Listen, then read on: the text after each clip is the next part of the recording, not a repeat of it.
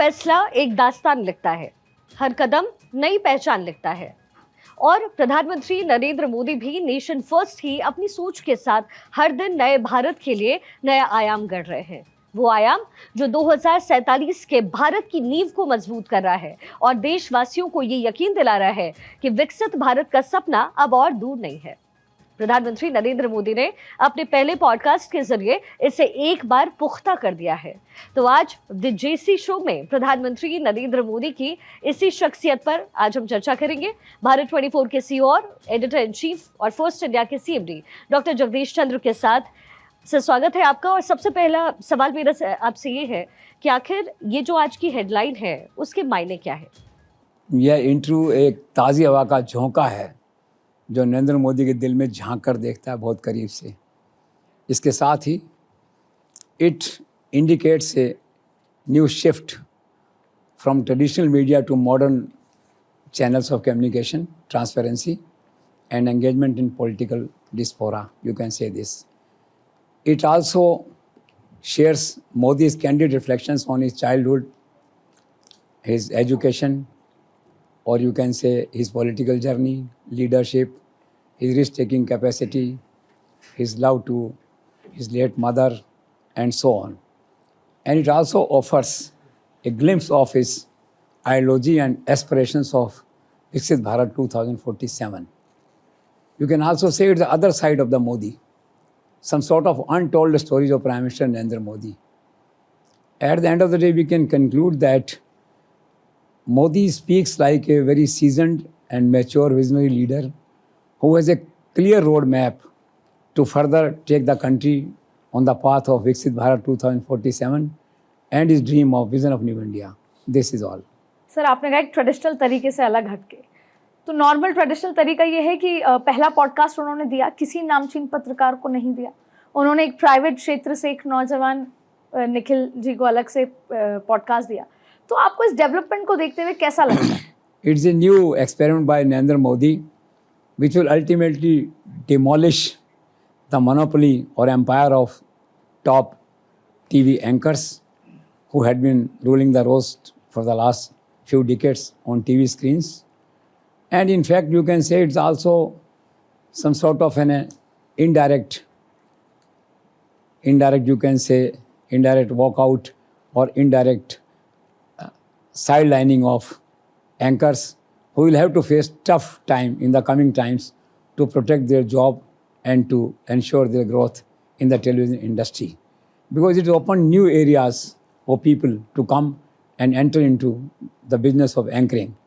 And one more analysis says that this interview will reduce the existing gap between the worlds of politics and entrepreneurship. So it's the opening of some new era which will ultimately hurt the prospects of TV anchors. This is what I feel. लेकिन sir, वर्तमान में भी news media का कोई बहुत अच्छा समय इस वक्त नहीं चल रहा है, ऑलरेडी बुरा समय चल रहा है, और ऐसे में ये नया घटनाक्रम, इसका क्या प्रभाव पड़ेगा? ये तो आपका कहना सही है कि वक्त बुरा है। Media, news media is a sinking industry at the moment. अब कितना बुरा है, तो मैं आपको छोटा सा उदाहरण देता हूँ। इसका जो है, एक बहुत बड़े नेटवर्क के यंग सीईओ ने अभी नए साल पे एक मेल भेजा स्टाफ को। उसने कहा गेट रेडी फॉर फ्यूनरल। कितनी सीरियस बात है। उससे 2 दिन पहले खबर आई कि एक बड़े चैनल के 150 लोग हटा दिए गए, कॉस्ट क्राइसिस। फिर खबर आई कि एक तीसरा चैनल जो आमतौर पे फर्स्ट 5 में रहता है टीआरपी में, वहाँ भी 40 आदमियों को हटाने का नोटिस है। सीईओ किसी तरह बचा रहे हैं। उसके साथ फिर ये देखा कि एक और चैनल है जिसकी सैलरी अब 20 दिन बाद जा रही है। फिर एक और बड़ा चैनल है प्रतिष्ठित जिसकी सैलरी 3 दिन लेट गई है। Is the beginning of this things जो है। तो क्राइसिस सीरियस है और हेल्प की बात है। मैंने पूछा एक सीईओ से भी इतना क्राइसिस क्यों बंद हो रहे हैं, तो उसने कहा गवर्नमेंट का सपोर्ट नहीं है दैट वे। और उसने कहा कि मैं एक शीर्ष व्यक्ति से गवर्नमेंट में मिला था, तो मैंने कहा कि सर मदद कीजिए। तो उन्होंने कहा भी हमारे यहाँ से मदद नहीं होती, केवल आशीर्वाद मिलता है जो है। आगे व्यक्ति, गवर्नमेंट का मानना ये कि बिजनेस है आपको प्रॉफिट लॉस मेकिंग, आप सोच के आइए इंडस्ट्री में, हमने तो कहा नहीं आपको आने के लिए, तो आप आइए इस तरह से। तो क्या है कि गवर्नमेंट का कोई जैसे पहले था उस तरह का सपोर्ट अब नहीं है। और मार्केट में बिजनेस कम है और दूसरा सोशल मीडिया वगैरह एक्टिव हो गए हैं, तो कुल मिला के क्राइसिस है। अब सवाल ये कि इसका इम्पैक्ट क्या पड़ेगा। इसका फ़र्क ये पड़ेगा, it will further demoralise the business moral of news channels which are already running with heavy losses in the industry। एक अल्टरनेटिव मिलेगा लोगों को कि हम टीवी पे ऐड करें कि यहाँ ऐड करें समय के साथ साथ। तो it's a negative development for the future of news industry, this what would I से। तो सर क्या आपको भी लगता है कि जो इंटरव्यू है वो आज तक का सबसे एक्सक्लूसिव इंटरव्यू था? ऑफ कोर्स, कम से कम 1 दर्जन एक्सक्लूसिव कंटेंट नरेंद्र मोदी ने उनके साथ शेयर किए हैं। फॉर एग्जांपल आप देखिए, चाइनीज़ प्रेसिडेंट की उनके गांव की यात्रा और फिर उस दार्शनिक का वहाँ से चाइनीज़ प्रेसिडेंट के गांव में चले जाना, आपने पढ़ा होगा जो है। फिर दूसरा उन्होंने जिक्र किया आपका गोधरा का, एक अलग ढंग से जिक्र किया। फिर उन्होंने जिक्र किया वहाँ की एक घटना का, गांव था महसाना, वहाँ भैंसों का व्यापार होता था।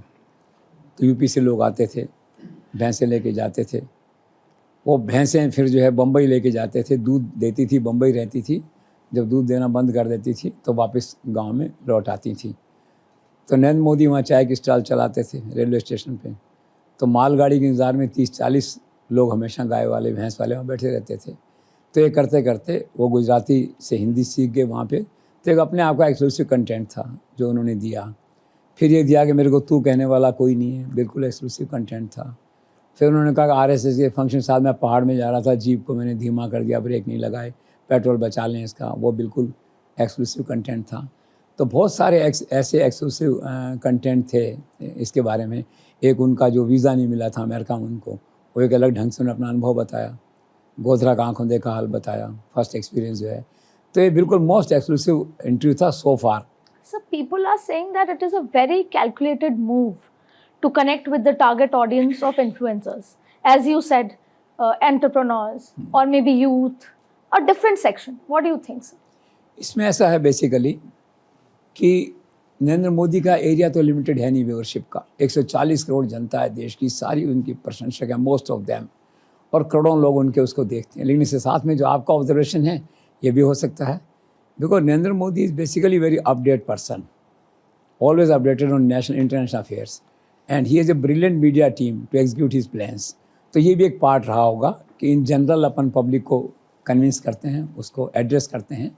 तो ये जो इंटरव्यू है एक ऐसी क्लास के लिए है, एक्सक्लूसिव क्लास के लिए।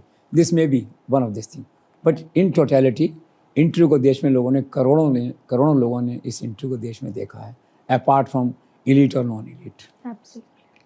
सर मेरे मन में ये सवाल है कि प्रधानमंत्री नरेंद्र मोदी का ये पॉडकास्ट सुपरहिट फिल्म पुष्पा जैसा लोकप्रिय कैसा रहा, और क्या पुष्पा 3 के लिए भी चुनौती बनेगा ये पॉडकास्ट? नरेंद्र मोदी को देन है भगवान की, वो इसीलिए कहते हैं ना मोदी है तो मुमकिन है। इन सब बातों से होता है। अचानक मन में ख्याल आया, 2 घंटे का इंटरव्यू दे दिया, इंटरव्यू सुपरहिट हो गया, करोड़ों दर्शकों ने देखा। पुष्पा चल रही थी तो पुष्पा की टक्कर में आ गया। क्यूरियोसिटी होती है लोगों की, तो जो ग्लैमर होता है नरेंद्र मोदी के इंटरव्यू के साथ, वो एक अलग तरह की उसका रिफ्लेक्शन होता है कंट्री के अंदर। इसलिए मुझे श्योर है ये कि पुष्पा 3 जो आएगी और उस समय के आसपास और कोई ऐसा इंटरव्यू बड़ा नरेंद्र मोदी का एक्सक्लूसिव आ गया तो इनडायरेक्ट डायरेक्ट कंपटीशन तो रहता है। पर जो मोरल ऑफ द स्टोरी ये है कि it was as superhit as Pushpa movie. जो मोरल ऑफ द स्टोरी है वो ये कहने का है। सर 13 जनवरी को जब जेड मोड सुरंग का उद्घाटन पीएम मोदी ने किया तो एक नए लुक में वो नजर आए, तो ये जो उनका नया लुक है इसके बारे में आप क्या कहेंगे? भाई देश की जनता के हीरो हैं वो, नरेंद्र मोदी हीरो आदमी हैं, आप यूँ कहिए। वो कुछ ही पहन लें, कुछ ही मैसेज डाल दें, पोस्ट डाल दें, वो सारे कोई स्लोगन बना दें, सारे सुपरहिट होते हैं। जो ड्रेस पहन लें, अयोध्या में ड्रेस अलग पहन लेंगे, अब यहाँ पे क्या ऐसा जो जैकेट पहना उन्होंने बड़ा अट्रैक्ट करता है। सारे अखबारों ने फ्रंट पेज पे फ़ोटो को छापा। तो एक्चुअल में क्या उनके पर्सनैलिटी में कुछ ऐसी कशिश है कि हर कपड़ा उनको सूट करता है। और एक बार उन्होंने कहा भी था कि मैं वही पहनूंगा जो मेरे बदन को सूट करता है। तो शौक है, अच्छा है। फ्रॉम पॉलिटिक्स टू अगर ड्रेसिंग सेंस और इस तरह की बातें हैं, अच्छा है। लेकिन कुल मिला के आज के अखबारों में फ़ोटो छपा आप देख रहे हैं, चल रहा है वहाँ पे जो है, तो अच्छा आकर्षक फ़ोटो था। तो आप कह सकते हैं एक तो नरेंद्र मोदी का फ़ोटो था मिलिट्री की ड्रेस में, बड़ा प्रभावित करने वाला। बाकी एक ड्रेस था बाघ के साथ, शेर के साथ गए थे वहाँ शिकारी की मुद्रा में, और एक ये फ़ोटो इस तरह का आया है। तो इम्प्रेसिव फ़ोटो है, चार्मिंग है, इंटरेस्टिंग है। This is all. सर सिर्फ ड्रेसिंग सेंस ही नहीं, उनके प्रशंसकों का ये भी कहना है कि उनके चेहरे पे एक अलग ही ग्लो है, एक अलग ही चमक है। ये कैसे है? अब एज ए स्मार्ट फीमेल आप इस बात को कह रहे हैं तो मुझे सीरियसली कहना पड़ेगा इस बात में कि वाकई ग्लो तो है उनके चेहरे पे। गुड डाइट में भी? हाँ, और मतलब जो है लोग भी हैरान होते हैं क्योंकि आम धारणा ये है कि नरेंद्र मोदी 3-4 घंटे सोते हैं, और जितने नींद के वैज्ञानिक हैं, नींद पे जो स्लीप पे रिसर्च करते हैं, उनका कहना ये है कि नरेंद्र मोदी का जो आउटपुट है ऑप्टिमम, उसको लेने के लिए आपको 7 से 9 घंटे नींद लेनी पड़ती है। वो तो 4 घंटे नींद लेते हैं, 3 घंटे नींद लेते हैं, आउटपुट उनका वही का वही रहता है। तो फिर वही बात आती है पुराने वाली सेम जो है कि वो एक चमत्कार हैं, अद्भुत हैं, थोड़ा मोदी है तो मुमकिन है इन ए वे आप कह सकते हैं। फिर दूसरा क्या है, उसी के साथ आपने देखा होगा he is young at heart, at 74 he behaves functions things like 27-year-old person जो है तो हैं उनके साथ में। तो आप सही कह रहे हैं कि उनके चेहरे पे एक ग्लो है और इसको लोगों ने नोटिस किया है। और जिसने इंटरव्यू लिया उससे उसके परिचित ने कहा भी तुमने उनसे इसके बाद राज पूछा कि नहीं, आपने पूछा कि नहीं कि what is the care routine of Narendra Modi. अब देखिए ये छोटी सी बात है ना, अब ये हिट हो गई, अब ये वीडियो चलेगा, इसका आप देखना कितने लोग इसको व्यू करते हैं। तो नरेंद्र मोदी में ऐसी ताकत है जनता को अट्रैक्ट करने की, व्यूअर को अट्रैक्ट करने की। और अब ये ग्लो की जो बात आ गई है, ये नया एक है एस्पेक्ट, जो नया नैरेटिव जो है वो इसमें जुड़ गया है। सर एक्चुअली सबका फोकस इस पे ज्यादा होगा क्योंकि बीइंग अ यूथ हम लोग कोरियन स्किन प्रोडक्ट्स को बहुत पसंद कर रहे हैं। इंटरनेट पे बहुत ज्यादा वायरल है कि वो 2050 में जीते हैं, ऐसे प्रोडक्ट्स बना रहे हैं, लेकिन नरेंद्र मोदी ने उनको भी फेल कर दिया ग्लो के मामले में। देख लीजिए, तो all you can praise Modi, you can salute Modi, this is all. Sir इसके साथ ही लोग ये भी कह रहे हैं कि क्या वाकई मोदी बदल गए हैं, क्योंकि कुछ नया उन्होंने इस बार किया। ये फैक्ट है, मोदी सचमुच बदल गए हैं। In fact he is redefining himself. अगर देखा जाए तो सबसे बड़ा बदलाव ये है कि मोदी फ्लेक्सिबल हो गए हैं। Now he is a new face of flexibility in the country. अगर सच पूछा जाए तो अब इंटरव्यू में उन्होंने कहा कि मैं पुरानी बातें भूलने को तैयार हूँ, नई बातें स्वीकार करने को तैयार हूँ, पुरानी चीज़ें भूलने को तैयार हूँ, नई बातों को फॉलो करने को तैयार हूँ। बहुत बड़ा परिवर्तन है उनके जीवन में जो है। दूसरा क्या है कि is trying to be 21st century prime minister जो है, who can compete with American president, Russian president, any president. और वो तो पहले कम्पीट कर चुके हैं। आप देखा होगा पिछले 4-5 साल में उनका जो सारा गवर्नेंस है, उनका जो डिलीवरी है, वो सारी की सारी जो है ना टेक्निकल हो गई है इन ए वे। जो आजकल मॉडर्न है इक्विपमेंट ऑफ कम्युनिकेशन जो वो सारे वो यूज़ करते हैं, चाहे वो इंटेलिजेंस अपन कहते हैं आर्टिफिशियल इंटेलिजेंस है या दूसरे जो भी मोड्स हैं, अप टू डेट एडमिनिस्ट्रेशन के। दूसरा क्या उनकी जो सारा फोकस है अब वो इस पे हो गया है कि quality of governance and delivery should improve. तो एक्चुअली क्या है कि एक विकासशील राष्ट्र में होते हुए भी उनका जो वर्किंग है, उनका जो स्टाइल ऑफ फंक्शनिंग है, वो एक बहुत ओवर डेवलप्ड नेशन की तरह है, चाहे वो अमेरिका हो, कनाडा हो, फ्रांस हो। तो ये एक डिफरेंस आ गया है। कोई नहीं कह सकता कि Narendra Modi is the prime minister of a developing nation. His functioning indicates that he is the prime minister of A already developed nation. तो मोदी इज चेंजिंग। सब चेंजिंग का जिक्र किया इसलिए मेरे सवाल आया, तीसरा कार्यकाल है उनका, तो आपको लगता है तीनों कार्यकाल में उनके अंदर कोई परिवर्तन है, कोई बदलाव आपको देखने को लगा? ऑफ कोर्स, उन्होंने खुद ने कहा है कि in my first term I was trying to understand Delhi, which I say is the national capital of all political conspiracies, and people were trying to understand him. ये उनका खुद का है। सेकेंड में उसका है कि he use to think from the perspective of the past, ये था उनका। और थर्ड टर्म में उन्होंने कहा कि आई हैव चेंज्ड, ठीक है, my morale is high, my dreams have grown. और उन्होंने कैटेगोरिकली कहा I want all solutions of this country by 2047। और एक बात उन्होंने और कही, I want 100% delivery of all government schemes because that will lead to social justice and secularism in the real sense. तो ये जो मोदी का तीसरा टेन्योर है ये बहुत महत्वपूर्ण है, ये बदलाव है उन्होंने बताया है। तो तीनों उसके टेन्योर के अंदर जो चेंजेस हैं वो मैंने आपको बताए। सर कुछ लोगों का कहना है कि मोदी टीम वर्क में बिलीव करते हैं और कुछ लोगों का कहना ये है, जो एक दूसरा वर्ग है वो ये मानता है कि जो उनका सिस्टम है वो एक्स्ट्रा सेंट्रलाइजेशन ऑफ पावर है। तो ये जो कॉन्ट्राडिक्शन है इसको आप कैसे एक्सप्लेन करेंगे? देखो, मोदी का पीएमओ का जो फंक्शनिंग है बेसिकली तो ऐसा दिखता है इसमें कि it's a extra centralization of power, आमतौर पे ऐसा दिखता है, ठीक है, अराउंड नरेंद्र मोदी। लेकिन मोदी की सोच है, उनका दर्शन शास्त्र है, वो टीम डेवलप करने में है, वो टीम लीडर बनने के अंदर है। मैंने कहीं पढ़ा, गुजरात में जब वो थे तब भी कहते थे भी टीम को इस तरह से तैयार करो अगले 20 साल तक ये टीम तैयार होकर काम कर सके। और एक जगह तो उन्होंने लिखा कि मेरी सफलता असफलता इससे देखी जाएगी कि मैं टीम तैयार कर सका कि नहीं। एब्सोल्युटली। तो मोदी के दो एस्पेक्ट्स हैं, एक उनका ऑफिस का वर्किंग है सेंट्रलाइज जिस तरह की, और टीम की बात है। He wants to grow his team and he wants to be a real team leader, और चाहते हैं कि वो किसी भी दफ्तर में जाएं या देश के दूसरे दफ्तर में देखें इसको। तो सवाल यह है कि वो टीम डेवलप कर पाए कि नहीं, वो जो है। तो I can conclude he is a team leader. Sir, एक सवाल ये भी है कि अपने पहले पॉडकास्ट इंटरव्यू के लिए प्रधानमंत्री नरेंद्र मोदी ने कामत को ही क्यों चुना, और कामत का आखिरकार बैकग्राउंड क्या है?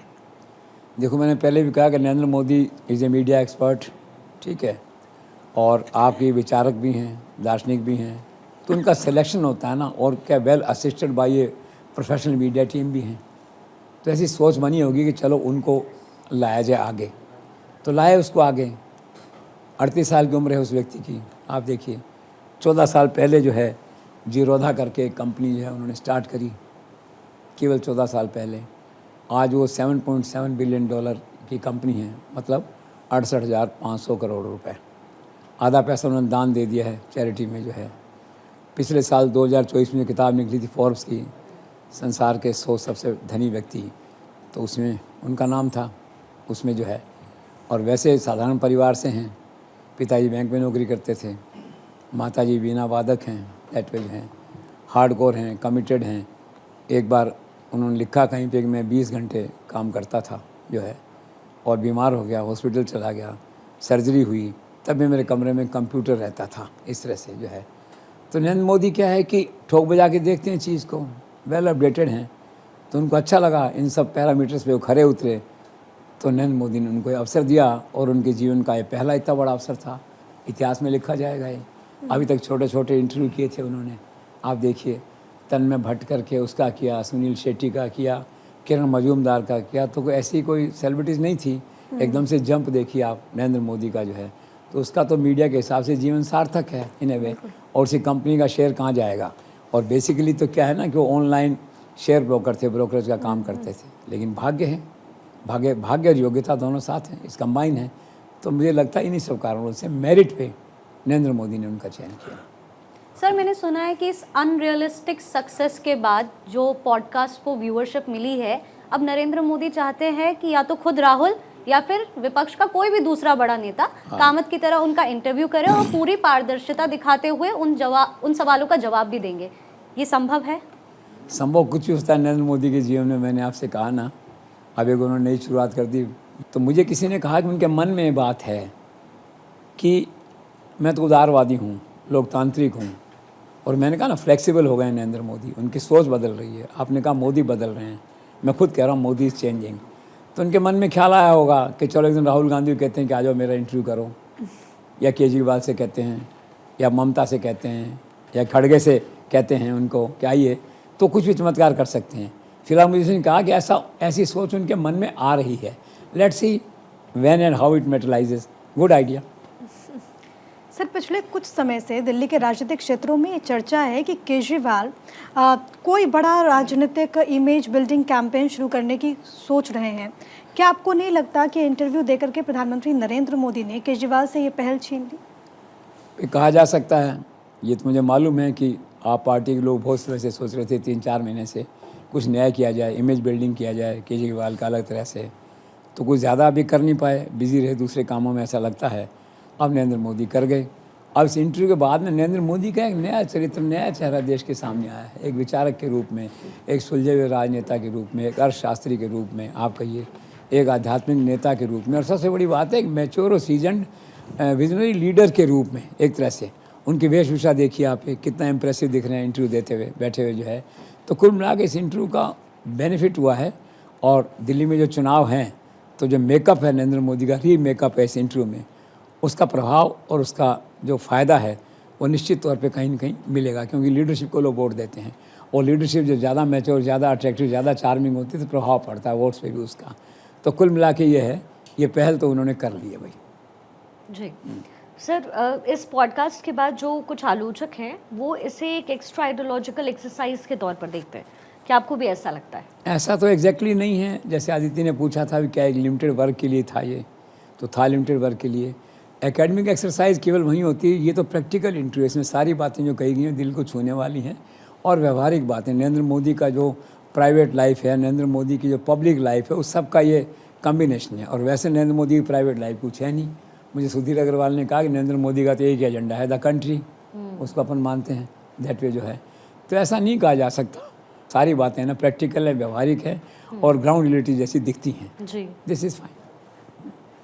सर इस इंटरव्यू में, इस पॉडकास्ट में उन्होंने गोधरा कांड के घटनाक्रम का जिक्र किया, तो जिसका जिक्र किया, क्या उसको सुनने के बाद आपके मन में कोई सहानुभूति, कोई कंपैशन प्रधानमंत्री मोदी की तरफ?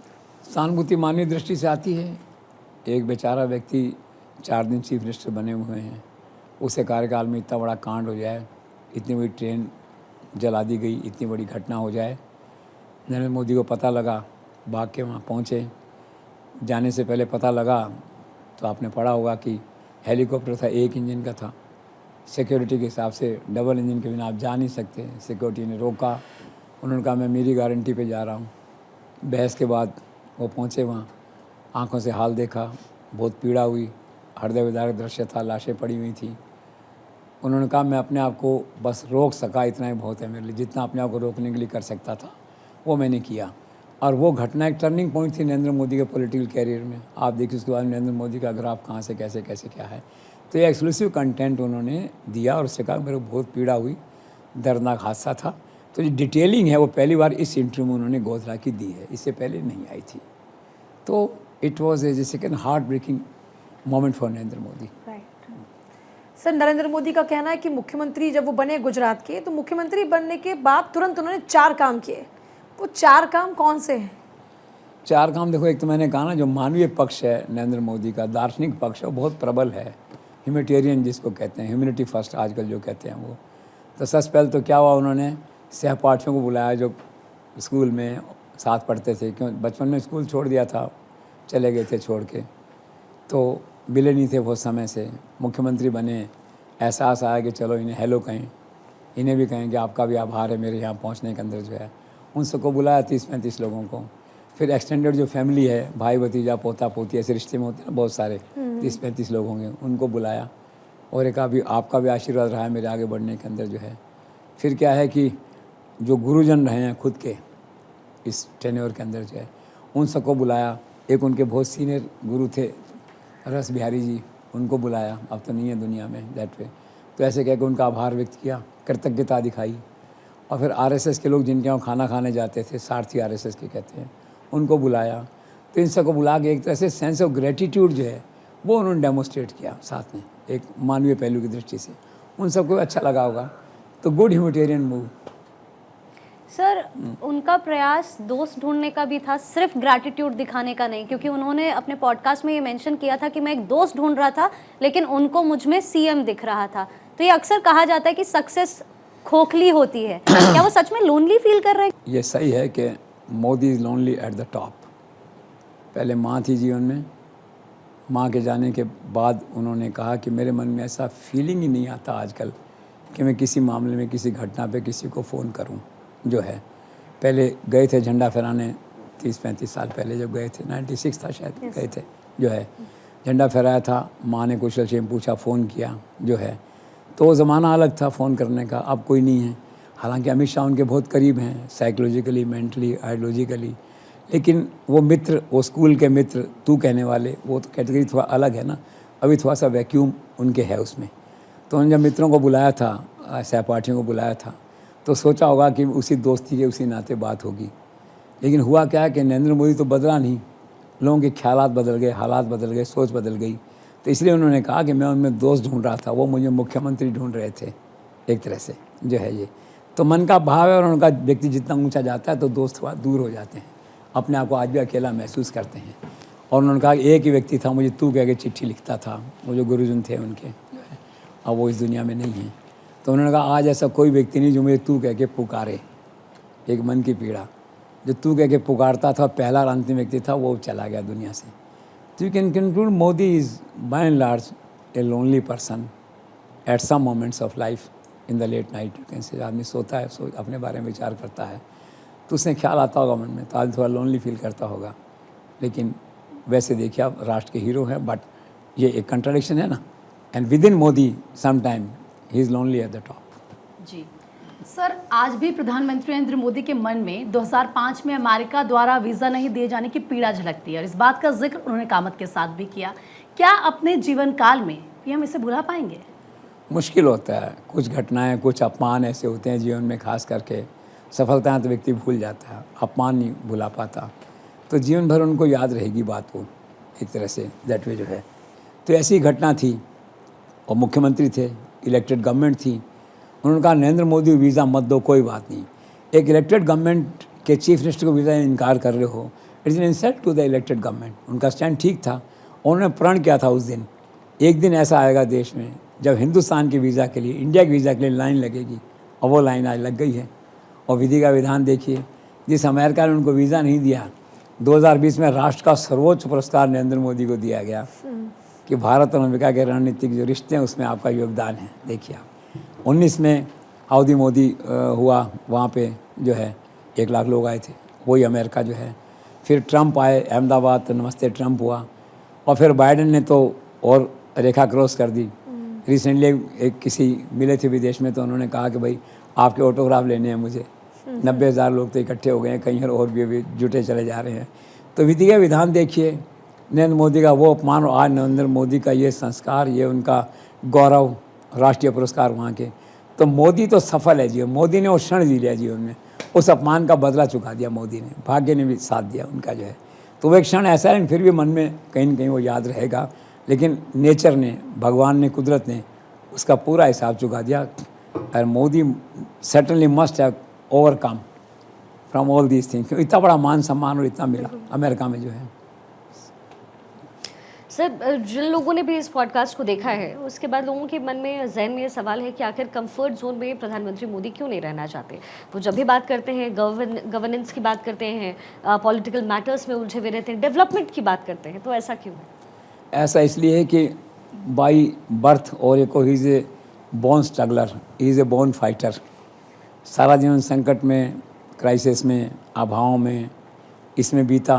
आपने पढ़ा उनका जीवन, कैसे गांव में पानी लेने जाती थी उनकी माँ, और कैसे आते थे, करते थे सारा जो है। तो कंफर्ट जोन की परिकल्पना उनके दिमाग में आती नहीं है जी। वो खुद ही कहते हैं कि व्यक्ति की विफलता तभी होती है जो कंफर्ट जोन में चला जाता है। तो comfort zone Narendra Modi contradiction है। उनका कहना है कि बिजनेसमैन को भी रिस्क लेना पड़ता है कंफर्ट जोन से बाहर निकाल के। तो नरेंद्र मोदी के बारे में कंफर्ट जोन की बात करना मतलब रेलेवेंट ही नहीं है। मतलब he is totally in contrast a person then comfort zone, that's all. जी सर, इंटरव्यू में मोदी ने ये भी कहा कि रिस्क लेने की क्षमता का पूरा उपयोग मेरा अभी तक नहीं हो पाया। आखिर पीएम मोदी क्या कहना चाहते हैं? ये बहुत चौंकाने वाली बात है और दिलचस्पी, उत्सुकता जागृत करने वाली बात है कि मोदी अब ऐसा क्या बड़ा करने वाले हैं। उनके इस बयान के बाद में राष्ट्र में उत्सुकता है लोगों के अंदर कि मोदी ऐसा क्या बड़ा करने वाले हैं जिससे हम कहें कि रिस्क लिया जाए। और रिस्क लेने में तो एक बड़ा, तो आप ये कह सकते हैं कि एक दिन कश्मीर लेने चले जाएं फॉर ए मोमेंट, आप वो भी थोड़ा सा रिस्क की बात आती है। या उनके मन में क्या है ये वक्त बताएगा। लेकिन राष्ट्र की जनता इस बयान के बाद में आतुर है जानने के लिए कि आखिर मोदी के मन में क्या है और ऐसा क्या करना चाहते हैं जिससे उनकी रिस्क टेकिंग कैपेसिटी अभी जो कहते हैं 10% 20% हुई है प्रोजेक्ट, वो 100% 80% दिखे ये है। तो उत्सुकता का विषय है। Let's wait for the appropriate time. Sir, इसी इंटरव्यू के दौरान में पीएम मोदी कहते हैं कि मैं निष्पक्ष नहीं हूँ, मैं शांति के पक्ष में हूँ। तो क्या ये मानकर चले कि उनके प्रयासों से 2025 में रूस यूक्रेन के बीच में समझौता हो जाएगा? देखो, ये तो फॉरेन पॉलिसी को नरेंद्र मोदी ने रीडिफाइन कर दिया है। पहले कहते हैं हम न्यूट्रल हैं, तटस्थ हैं, इधर न उधर। मोदी ने कहा नहीं, मैं राष्ट्र के साथ हूँ, इंडिया फर्स्ट जिसे हम कहते हैं, और मैं शांति के पक्ष में हूँ। सबसे बड़ी बात है, वो कहते हैं कि समस्या का समाधान युद्ध से नहीं है, वार्ता की टेबल पे है। अब जो आप कह रहे हैं कि वो सफल होंगे कि नहीं, उसमें रूस यूक्रेन और इसके बाद में जो है इजराइल और पैलेस्टाइन के झगड़े चल रहे हैं। तो मोदी काफ़ी आगे बढ़ चुके थे, पुतिन काफ़ी आगे बढ़ चुके थे। अब बीच में डिस्टर्बिंग फैक्टर आ गया है, ये विम्सिकल फैक्टर आ गया है ट्रंप का। तो लेट्स सी, वो रोज़ नई नई बातें करते हैं। कभी कहते हैं कनाडा को ले लूँ, कभी कहते हैं मैक्सिको को ऐसे कर लूँ, कभी इसको वैसे कर लूँ। तो देखने की बात है कि when he meets his first accident Trump, इसका इंतज़ार है संसार में लोगों को। वो इस तरह की बातें कर रहे हैं।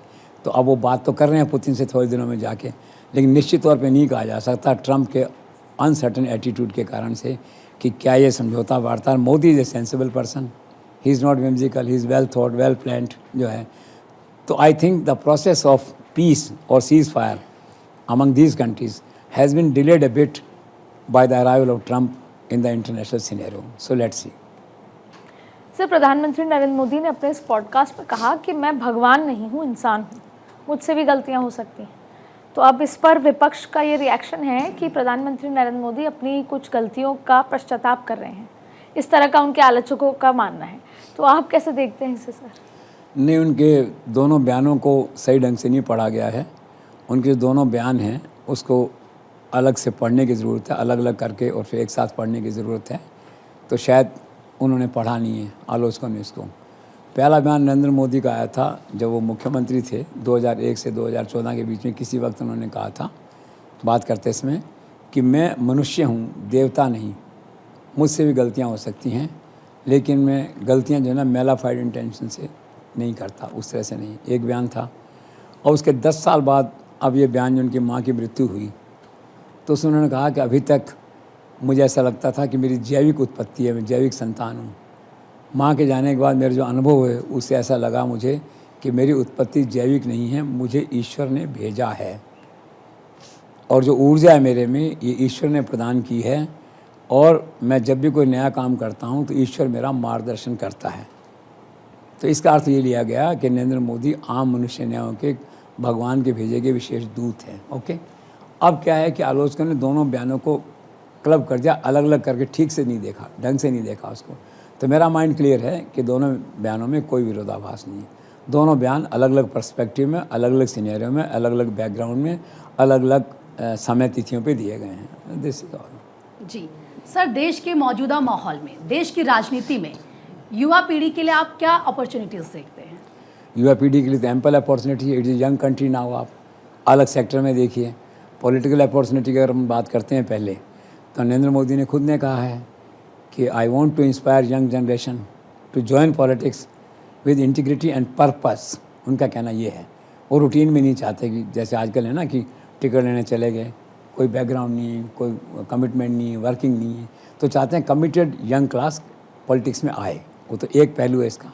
बाकी यंगर जनरेशन का फ्यूचर तो आप देख रहे हैं सब हर एरियाज़ में आजकल लोग IAS और इसमें IPS में कहाँ जा रहे हैं। आजकल लोग तो अपना स्टार्टअप खोल रहे हैं, अपने नए नए वेंचर खोल रहे हैं। बिल्कुल दुनिया बदल गई है, IT सेक्टर में चले गए हैं। तो there is a huge opportunity for young generation in the country, specially in politics. Then with the rider of Narendra Modi कि बी ऑनेस्ट, इंटीग्रिटी रहे आपकी, with a purpose you come and join politics, you are welcome. तो let's see कितने लोग आगे आते हैं। Sir, शुरुआत से ही प्रधानमंत्री नरेंद्र मोदी का झुकाव रामकृष्ण मिशन और साधु संतों की तरफ रहा है। क्या सच में वो साधु संत या आध्यात्म गुरु बनना चाहते थे? चाहते तो थे एक वक्त पे। बाकी जन्मपत्री में प्रधानमंत्री बनना लिखा था तो बन गए। उन्होंने लिखा है कि मैं रामकृष्ण मिशन को ज्वाइन करना चाहता था, पर उनके जो पैरामीटर्स थे उनको सूट नहीं करते थे। फिर बचपन में घर छोड़ के चले गए थे। फिर एक बार पहाड़ में चले गए थे, हिमाचल के 3 साल वहाँ चले गए थे। तो उनकी आत्मा तो पहाड़ों में बसती है। आप देखते हो बद्रीनाथ, केदारनाथ, धार्मिक स्थल, अयोध्या, उज्जैन, इन सब में उनकी आत्मा बसती है। वो तो समझ लीजिए कि रोल प्ले कर रहे हैं प्राइम मिनिस्टर का, जो भगवान ने उनको दे दिया है, जन्मपत्री ने दिया है। वो खुद उस तरह का कोई सत्ता के प्रति मोह को या वैसा कोई, इसलिए मैंने पहले भी कहा था कि उनकी साधु प्रवृत्ति को देखते हुए ही एक दिन अचानक पता लगेगा, झोला उठा के चल दी सुबह 4 बजे जो है। मैंने पहले इसका जिक्र कर चुका हूँ। तो प्रवृत्तियाँ उनकी है ना, साधु सन्यासी रामकृष्ण में ऐसी करने की थी। लेकिन भाग्य में राजनीति थी, लोकप्रियता थी, प्रधानमंत्री बनना लिखा था 3 बार, और आगे पता नहीं 1-2 बार और बन जाए, दैट वे जो है। तो destiny, you can't change destiny. लेकिन ये सच है, एक पर्टिकुलर मोमेंट पे वो इस तरह का जीवन व्यतीत करना चाहते थे। सर, आखिर अपने हर एक इंटरव्यू में प्रधानमंत्री मोदी ये क्यों कहते हैं नेशन फर्स्ट, कंट्री फर्स्ट? ये ऐसा उनका शुरू से कहना ये है कि politics can't happen without ideology. ये तय है उनका। इसलिए कहा मेरी आइडियोलॉजी है नेशन फर्स्ट, मैं इसके साथ आगे बढ़ूंगा। और उन्होंने कहा वीर सावरकर और महात्मा गांधी का किस्सा बताया कि सावरकर और महात्मा गांधी डिफरेंट पाथ थे, डिफरेंट आइडियोलॉजी थी, लेकिन एक आइडियोलॉजी कॉमन थी, फ्रीडम ऑफ द कंट्री। तो उनका कहना यह कि जब पॉलिटिक्स में आओ या कोई कहीं पे भी जाओ तो आइडियोलॉजी इज़ फर्स्ट। तो उन्होंने कहा मेरी आइडियोलॉजी है इंडिया फर्स्ट, कंट्री फर्स्ट। और आप देखते हैं कंट्री फर्स्ट की इस बात को प्रैक्टिकली इम्प्लीमेंट कर रहे हैं किस तरह से। तो उनका कमिटमेंट है, उनका डेडिकेशन है राष्ट्र के प्रति, इसलिए उनका ये है कि इंडिया फर्स्ट कंट्री फर्स्ट। और सर आपके ही पॉइंट को लेते हुए नेशन फर्स्ट कंट्री फर्स्ट ये एक तरीके से मोटिव रहा है प्रधानमंत्री मोदी का, और हमने हमेशा अपने नैरेशन में उन्होंने इसका जिक्र किया। और प्रधानमंत्री मोदी जिस तरीके से देश को आगे लेकर चल रहे हैं गुड गवर्नेंस के साथ, मेक इन इंडिया प्रोजेक्ट के साथ, ऐसा लगता है कि प्रधानमंत्री मोदी की ज़रूरत कल भी देश को थी, आज भी है और आगे आने वाले वक्त में रहेगी। और यही भारत के लिए आज न्यू नॉर्मल हो गया है। बहुत बहुत शुक्रिया सर आपका इस पूरे विश्लेषण के लिए।